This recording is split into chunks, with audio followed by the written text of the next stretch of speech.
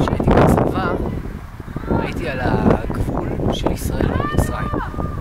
באותו זמן היה בדיוק תקריות והיה את כל הדברים, והגיעו מלא פליטים, עברו את הגבול. מלא פליטים, ואני הייתי מטפל בהם. כל לילה היה איזה פליט, שניים, לפעמים היו שיירות, לפעמים 10, לפעמים 20, לפעמים אפילו 50 פליטים. ואני זוכר שהייתי מטפל בהם. הייתי בא, שואל אותם מה העניינים, הם לא ידעו עברית, לא אנגלית. זה היה מין מתורגמן כזה, והוא היה מתרגם. ואז, מה שקרה, הייתי נותן איזה טיפול, והוא היה ככה שואל אותו, תגיד, איפה החבר'ה האחרים? הוא היה מספר. והיינו נותנים סמיכה, ואז הוא היה אומר.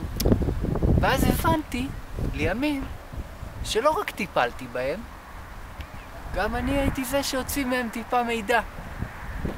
וככה ידעו איפה הם, ככה ידעו לתפוס אותם וזה. ולימים נורא התעניינתי בנושא הזה, כי אמרתי, אני הראשון שראיתי אותם בגבול. והתחלתי לחקור בחולות, מי זה האנשים האלה. פה הבאתי את הקומטה שהייתה לי. ככה הייתי נראה עם הקומטה. יש פה את כל הדברים מהצבא. כל האלה. ממש, הנה, והפלסטרים זה עוד מצב. והחל רגלים. אז שנייה, אני אראה את הקומטה. קיצור, זה מה שהיה. ועד היום אני זז קטע. אז יש פה שני דברים. אחד, זה הסיכה של החובשים. יפה, לא? שתיים,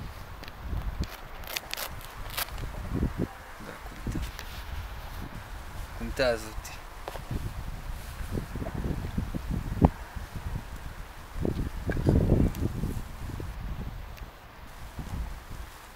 ועכשיו אני בא ועושה את הסרט הזה כדי קצת להבין יותר לעומק מי הם, מה הם, ומה בעצם הסיפור.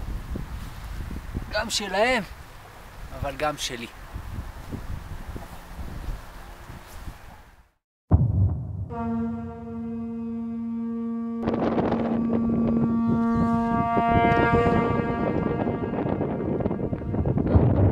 National service is unlimited.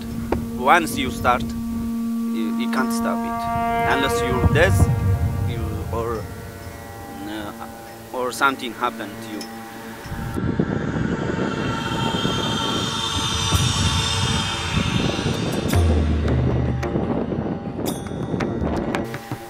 If you don't have that thing, you are a slave till you die.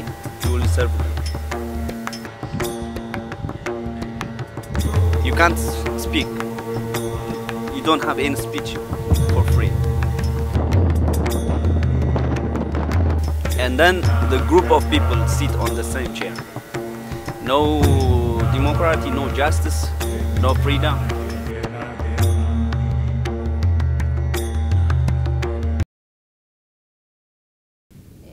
כל המטרה של המתקן הזה זה לייאש אותם ולגרום להם לעזוב את המדינה. זה לא איזה ניסיון לשכן אותם או לתת להם איזושהי רווחה מבחינת דיור ואוכל. זה לא המטרה של חולות. המטרה היא רק ליצור ייאוש.